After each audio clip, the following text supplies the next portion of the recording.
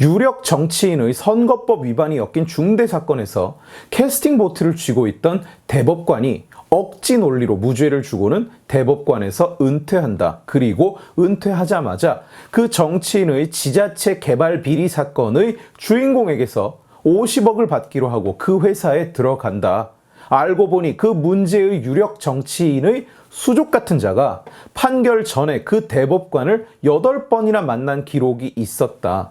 진짜 영화에서나 나올 것 같은 설정입니다만 한국에서는 그냥 현실입니다.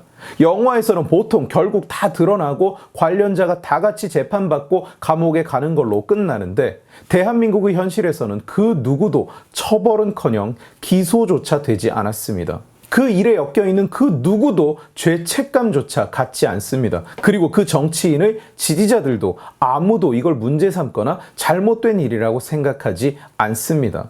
그게 우리가 사는 나라의 현실이에요. 문재인 시절에 저는 저랑 싸우던 좌파들에게 늘 박근혜 테스트를 해보라고 했었습니다. 박근혜 테스트가 뭐냐? 지금 문재인과 그 패거리들이 벌이는 짓을 박근혜 대통령이 똑같이 했다고 생각해 봐라. 그때도 그게 문제 없는 일이라고 생각한다면 나는 너의 진정성을 인정하겠다. 너는 정말로 그렇게 생각하는 사람이니까. 정말로 그렇게 믿는 사람이니까. 그런데 문재인이 하면 괜찮고 박근혜가 하면 욕한다. 그러면 너는 원칙이 아니라 정치 진영에 따라서 옳고 그름을 판단하는 쓰레기 같은 놈이다. 요즘은 보수 진영 사람들한테 똑같이 제가 문재인 테스트를 해보라고 하는 일이 많습니다만 이제 한국은 대법관에도 가격표가 매겨진 나라가 됐습니다. 50억. 그리고 그게 잘못된 거라고 생각하는 사람이 거의 없어요. 지지율에도 선거에도 영향을 전혀 미치지 못합니다. 유권자는 그런 거에 관심이 없어요. 어쩌면 이게 대한민국의 뉴노멀인지도 모릅니다. 이재명은 한국 정치에 길이 남을 사람입니다. 수도 없는 뉴노멀을 만들어내고 있으니까요. 이재명이 새 시대의 기준점입니다. 세상 그 누가 해도 죄지만 이재명이 하면 죄가 아니라는 괴상한 기준점. 지금 국회에서는 내년 예산을 심사 중이에요. 각 상임위가 예산을 심사하고 예결위에서 도장을 찍는데 어처구니 없는 일이 일어나고 있는 중입니다. 이재명은 1심 판결을 2개 앞두고 있어요. 15일에 선거법 위반 1심 선고가 있고 25일에 위증교사 1심 선고가 있습니다. 그런데 이 판결을 앞둔 지금 법사위에서 민주당이 내년 대법원 예산을 정부 요구보다 246억 원이나 증액을 해서 내놓은 거예요. 대법원 전체 예산은 원래 1,000억 원 이상 늘어날 예정이었습니다. 그런데 민주당이 거기에 도리어 246억 원을 더 얹어서 내놨다는 겁니다. 지금 정부가 추진하는 사업은 다 예산을 날려버리고 있는 민주당이 정부가 증액을 해서 가져오면 그걸 깎는 게 당연한데 자기들이 오히려 수백억을 얹어서 내보냈다는 건 이상한 일이죠. 실제로 민주당은 작년에 이어서 이번에도 원전 관련 예산 전부 다 날리는 중입니다. SMR 개발 관련 예산 329억 전액 삭감될 위기고요. 지원센터 구축 예산 전액 삭감 대상입니다. 문재인 때 무너져버린 원전 생태계를 되살리기 위해서 저리로 원전 기업에 대출을 해주는 원전 금융 지원 사업 예산 민주당은 1,500억 전액을 삭감할 것이냐 아니면 500억 원만 삭감할 것이냐를 두고 자기들끼리 논의 중입니다. 원전 분야 퇴직자의 재취업 그리고 인력 양성에 쓰이는 원전 생태계 지원 예산 부정하게 사용될 우려가 있다면서 전액 삭감한다고 합니다. 동해 가스전 개발 사업 전액 삭감 대상입니다. 반면에 신재생에너지 보급 지원 예산, 태양광과 풍력업체에 돈 뿌리는 예산은 1,650억을 늘립니다. 2배로 증액한다고 해요. 신재생에너지 업계에 대한 금융 지원, 원전 업계는 1,500억을 잡았다가 빵으로 만들려고 하는데 신재생에너지 업계는 원래 3,200억이 잡혀 있었는데 3,200억을 늘려서 6,400억 2배로 만들어 버렸습니다. 그러니까 정부가 늘린 건 다 깎고 정부가 줄인 건 다 늘리고 정부가 하겠다는 건 다 전액 삭감하고 지네 사업은 전부 더블로 만드는 중이에요. 이재명이 한다는 지역화폐 예산 아무짝에도 의미가 없다는 게 이미 연구와 통계로 증명이 되어 있는데 그런 지역화폐 예산은 작년에도 늘렸는데 올해에도 수천억 원을 더 늘리겠다고 합니다. 그런 와중에 유독 대법원 예산만 정부 증액 받고 거기에 246억 얹어서 내보냈다는 거예요. 괴상한 일이죠. 법사위 소관 부처만 놓고 봐도 다른 곳은 다 깎였습니다. 법무부 예산 487억 원 감액됐고요. 감사원 특활비, 특경비가 전액 삭감돼서 빵원이 돼버렸고요. 민주당이 국정원 다음으로 미워하는 검찰도 특활비, 전액, 특경비 전액이 삭감됐어요.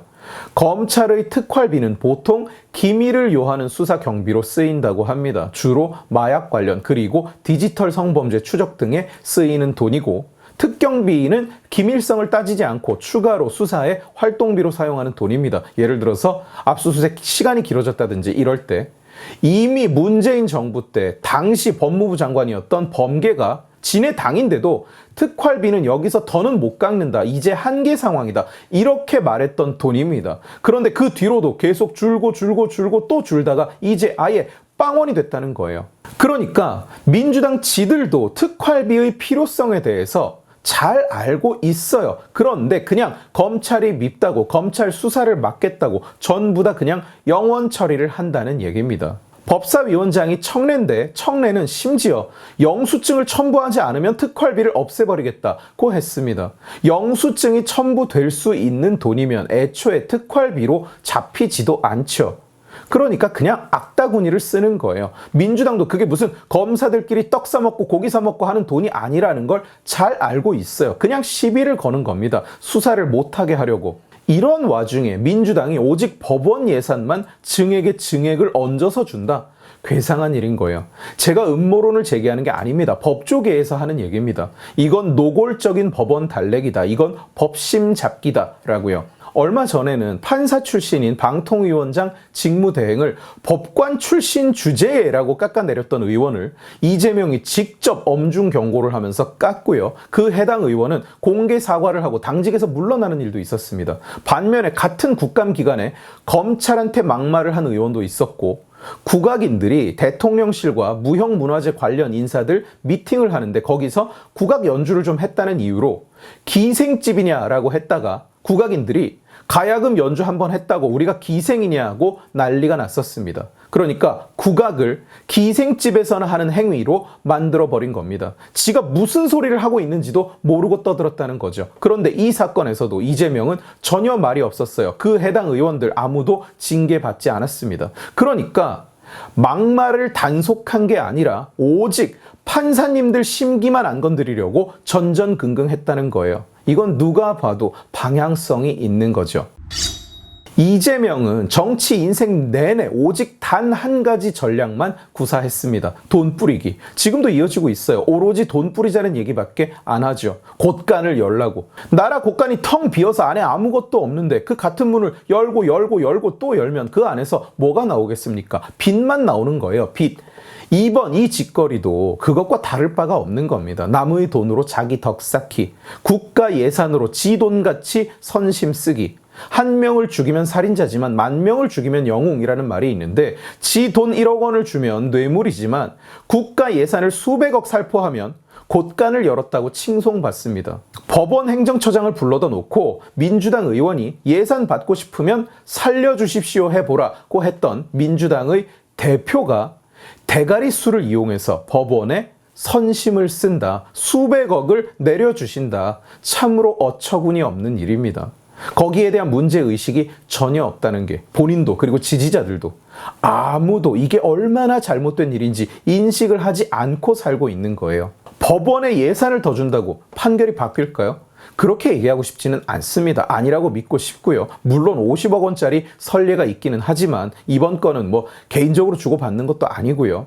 제가 문제 삼는 것은 판사들이 이럴 거다 저럴 거다 예산을 받았으니까 판결을 바꿀 거다 이런 것이 아닙니다. 국가 예산을 권력을 쥔 자들이 자기 이익을 위해서 뿌려대는 그 역겨운 행태를 지적하고 싶은 겁니다. 지지자들도 아무도 그게 문제라고 생각을 하지 않아요. 그냥 우리 주님께서 하시는 일이니까 믿고 따라가자. 정치가 어느새 이렇게 돼버린 겁니다. 정치판에 나라의 미래를 고민하는 사람은 찾기가 힘들고 전부 권력 쟁탈전, 나라가 망해도 내가 권력만 틀어주면 땡이라는 버러지 같은 것들이 득실득실합니다. 돈 뿌리는 건 이재명의 전매 특허지만 보수 정치도 비전이 없기는 마찬가지죠. 옳고 그름이 판단 기준이 아니라 표가 되고 안 되고 돈이 되고 안 되고가 판단 기준인 겁니다. 정치가 그러지 말아야 되는 것 아닌가요? 이런 위기 상황에 돈 뿌릴 타령만 하지 말고 여당과 야당이 다음 국책 사업은 SMR 기술이냐 AI 기술이냐 이런 거 가지고 싸웠으면 저는 정말 좋겠습니다. 미래는 어디 갔습니까 대체? 도로를 뚫지 말고 그 돈으로 그냥 옥수수나 사서 나눠 처먹자던 그때와 어쩌면 변한 게 하나도 없을까요? 12월 8일, 15일, 22일 일요일 오후에 프리드먼 스쿨이 열립니다. 장소는 강남 역삼동이고요. 자유에 대한 이해를 한 방에 대폭 증진시킬 수 있는 강연이에요. 7월에 있었던 1회 스쿨 기준으로는 이미 마감이 됐습니다만 이번에는 약간 더 모시기로 해서 아직 몇십 석 정도 남아 있습니다. 관심 있는 분들은 신청해서 들으러 오시면 저도 만나실 수 있고요. 또 제가 워낙 설명을 잘 하기 때문에 뭔가 얻어간다는 느낌을 만족스럽게 받으실 수 있을 거예요. 애들을 데리고 와도 되느냐는 질문을 보내는 분들이 많이 계십니다. 이해도나 집중도야 개인별로 차이가 있겠습니다만 어렵고 난해한 강연이 전혀 아니고요. 또 마지막 3주차 말하기, 글쓰기 강연은 그야말로 어느 말하기, 글쓰기 강연에서도 들을 수 없는 내용입니다. 그래서 애들을 데리고 오셔도 괜찮다고 말씀드리고 싶습니다. 자세한 내용은 고정 리플에 달아 놓을 테니까 관심 있는 분들은 확인해 보시기를 바랍니다. 오늘 지식의 칼은 여기까지입니다. 재미있게 보셨으면 지식의 칼 채널을 구독해 주시고 이 영상을 주변에 공유해 주세요. 여러분들이 공유해 주시면 설득은 제가 하겠습니다. 고맙습니다.